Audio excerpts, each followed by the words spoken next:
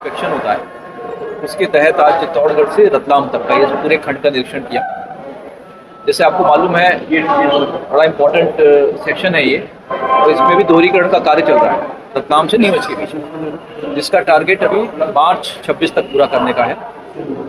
कुछ block section बचे हुए हैं, उनमें सब में काम चल रहा है। इस दोहरीकरण के साथ तो हमारे और महत्वपूर्ण परियोजनाएं इस सेक्शन में चल रही हैं, उनका पूरा मैंने इंस्पेक्शन किया। इसमें चित्तौड़ स्टेशन, नीमच स्टेशन और फाइनली अभी रतलाम पहुंचे। सेफ्टी इंस्पेक्शन में bridge inspection, curve inspection, level crossing, उसके अलावा जो हमारे LHS नए बन रहे हैं जिसमें लेवल क्रॉसिंग को एलिमिनेट किया जा रहा है उसका इंस्पेक्शन किया, माइनर ब्रिज का इंस्पेक्शन किया, कॉलोनी का इंस्पेक्शन किया। सुबह 9 बजे शुरू किया था, आपको मालूम है उतरे हैं 6:30 बजे, तो पूरा 8-9 घंटे हम लोगों ने गहन निरीक्षण किया है। मैं संतुष्ट हूँ यहाँ के जो काम चल रहे हैं सेफ्टी रिलेटेड, उन कार्यों को देखकर कि व्यवस्था ठीक है। और जैसे आपको मालूम है विंटर सीजन आने वाला है, थोड़ा क्रिटिकल सीजन होता है रेलवे के लिए सेफ्टी की दृष्टि से, इसीलिए ये निरीक्षण इस समय में किए जाते हैं। मुख्यतः आप किस चीज़ से ज़्यादा संतुष्ट रहे और क्या खामी रही आपको रतलाम रेल मंडी में? देखिए थोड़ा अभी इसकी हिस्ट्री देखें तो ये पहले आपको पता होगा ये मीटर गेज सेक्शन होता था, मीटर गेज से ब्रॉड गेज में कन्वर्ट किया गया है 2007 में नीमच से रतलाम के बीच में। और क्योंकि पुराना सेक्शन 18-20 साल पुराना सेक्शन, उसके साथ ही अभी इसमें दोहरीकरण किया जा रहा है। दोहरीकरण में तो नया पूरा ट्रैक नई सब कुछ लगाया जा रहा है, और ये पुराना सेक्शन था, इसलिए ही उसका इंस्पेक्शन करना जरूरी होता है। और देखा उसमें हम लोगों ने गाड़ी को फुल स्पीड पे रन किया और उतर के भी कई जगह देखा। तो मैं संतुष्ट हूँ कि जो ट्रैक की कंडीशन है, बैलास की कंडीशन है, स्लीपर कंडीशन है, रेल की कंडीशन है अच्छी थी। हमने स्पीड ट्रायल भी किया हाई स्पीड पर, उसमें भी रनिंग काफ़ी अच्छी है। कोहरे को लेकर ठंड में कोहरे को लेकर जो दुर्घटनाएं होती हैं उनके लिए क्या कुछ निर्देश दिए हैं कि क्या कवच सब में यूज हो रहा है? कोहरे को देखकर हर साल रेलवे मिनिस्ट्री हम लोग एहतियात लेते हैं। अब जैसे आपको बताऊँ, एक फॉग सेफ डिवाइस होती है, वो हर लोकोमोटिव में ड्राइवर को सिग्नल के जो आगे आने वाला सिग्नल उसके बारे में पहले से बताते हैं कि ये सिग्नल आने वाला है। जो कोहरे की वजह से सिग्नल दिखाई नहीं दे रहा है तो उसकी लोकेशन में वो अनाउंस करता है कि ये सिग्नल आने वाला है, आप सतर्क हो जाइए, सचेत हो जाइए और उसको उस सिग्नल का पालन कीजिए। और बाकी भी कोहरे के समय जब विजिबिलिटी कम होती है तो गाड़ियों को कम स्पीड पर गाड़ी चलाने का निर्देश दिया जाता है और पंक्चुअलिटी इफेक्ट होती है, लेकिन हमारे लिए सेफ्टी सबसे इम्पोर्टेंट है।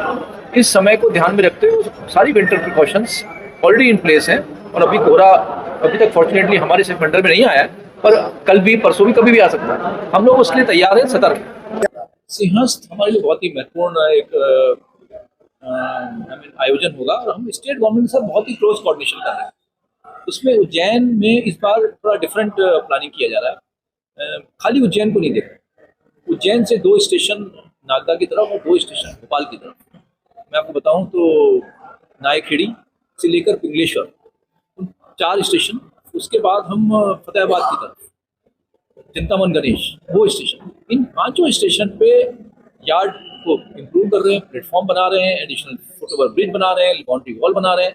कुल मिला के करीब 800 करोड़ के वर्क हम वहाँ पे स्वीकृत कर चुके हैं, जो अगले 1 से 1.5 साल में पूरे कर लिए जाएंगे। उसके साथ में ही रतलाम, बक्सी, देवास और भोपाल में भी हम प्लानिंग कर रहे हैं उन क्राउड को हैंडल करने के लिए। रेलवे के पेंडिंग टेंडर वगैरह देरी से हो रहे हैं कि समय पे चल रहा है? रेलवे के टेंडर में आपको बताऊँ पूरा हम लोग काफ़ी क्लोजली उसको मॉनिटर कर रहे हैं। और जैसे सिंहस्थ का जो कार्य होना है, जो मेला आने वाला है, वो 2028 में आने वाला है। हमारे लगभग सारे टेंडर इस महीने में फाइनल हो जाएंगे। 50% टेंडर ऑलरेडी फाइनल हो चुके हैं।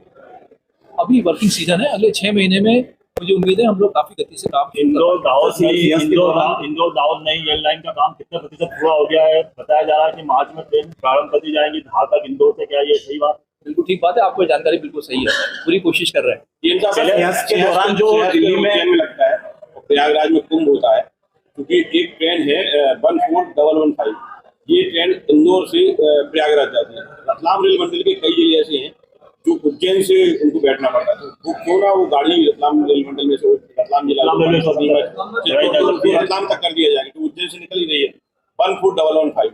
यही गाड़ी पूरी क्या है कि एक कुंभ से एक दूसरे कुंभ को जोड़ती है। कुंभ से कुंभ को जोड़ने की अलग बात है, लेकिन हाँ दोनों महानगरी हैं। आपने सजेशन दिया है, उस पर विचार करें। सर, पिछले सिंहस्थ उज्जैन में बहुत बारिश हो गई थी, बारिश की वजह से सारे अफरा तफरी मच गई थी। प्लस अभी पिछला जो सिंहस्थ हुआ था उज्जैन में क्राउड मैनेजमेंट की नहीं होने से दुर्घटना हो गई थी। इसको लेकर कितनी सतर्कता और कितने उपाय हैं? मतलब जनरल इस बार हम लोग फॉर्चुनेटली स्टेट गवर्नमेंट से अभी 2-2.5 साल का समय बचा हुआ है, अभी से बहुत ही ज्यादा क्लोज कोऑर्डिनेशन में हमारे डीआरएम साहब भी रेगुलर मीटिंग कर रहे हैं, वहाँ कलेक्टर के साथ, कमिश्नर के साथ मीटिंग हो रही है, और माननीय मुख्यमंत्री भी इस बार बहुत ज्यादा उसमें खुद अपने लेवल पर मीटिंग कर चुके हैं, और हम लोगों ने होल्डिंग एरिया तैयार किए हैं। स्टेट गवर्नमेंट ने हमें लैंड अपनी तरफ से देने का आश्वासन दिया है, और हमने मैंने बताया 800 करोड़ रुपए की परियोजना हमने रेलवे की तरफ से भी स्वीकृत की है। इसी काम को देखते हुए 2.5 साल का समय है, मुझे पूरी उम्मीद है कि इस बार पिछली बार जैसी अवस्था नहीं होगी। लेकिन साथ में ये बताऊं, हमारे महाकाल की नगरी उज्जैन में अपनी कुछ जगह की कमी है, हमको सबको मालूम है। महाकाल का दर्शन करना अपने आप में उस समय उतने लोगों के लिए शायद संभव ना हो, उसके लिए स्टेट गवर्नमेंट भी पर्याप्त प्रबंध कर रही है।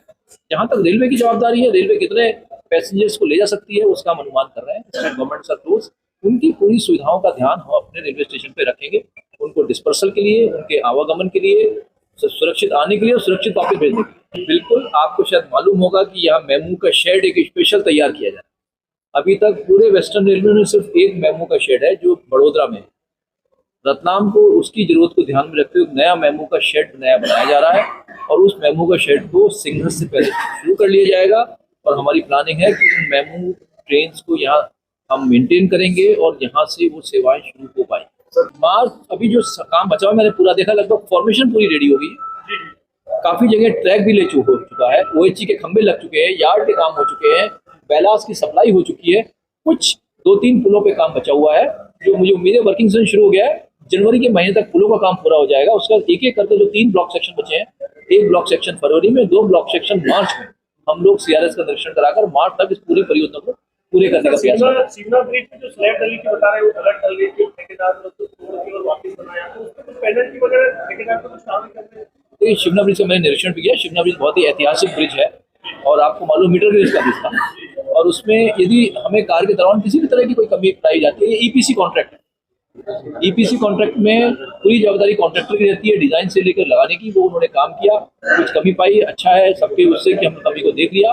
अभी लेकिन सारी स्लैब पड़ चुकी हैं, अभी डेक स्लैब का कास्टिंग चल रहा है, और वो काम के लिए भी प्लानिंग के साथ तैयार हो रहा है, मेमू के रेक हमारे रेक की कमी है। मेमू के रेक लगातार ICF जो हमारा इंटीग्रेटेड कोच फैक्ट्री है वहाँ पर मैन्युफैक्चरिंग चल रहा है, और सिंघस्त के लिए, जैसे कुंभ के लिए हमने बहुत सारे रेक यहाँ से भेजे, सिंघस्त के लिए आप चिंता न करें, सिंघस्त की जितने रेक की रिक्वायरमेंट होगी मिलेगी। पिछली बार CRP आए थे तो उन्होंने door to door parcel collect करने का प्रयोग करने का शुरू करने की बात कही थी।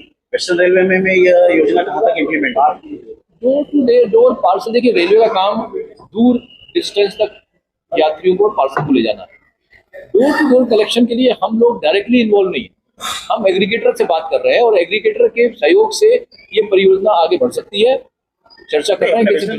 नमस्ते, आदाब, मैं हूं मोहम्मद सिराज और आप देख रहे थे डेली जर्नल हिंदी। शुक्रिया।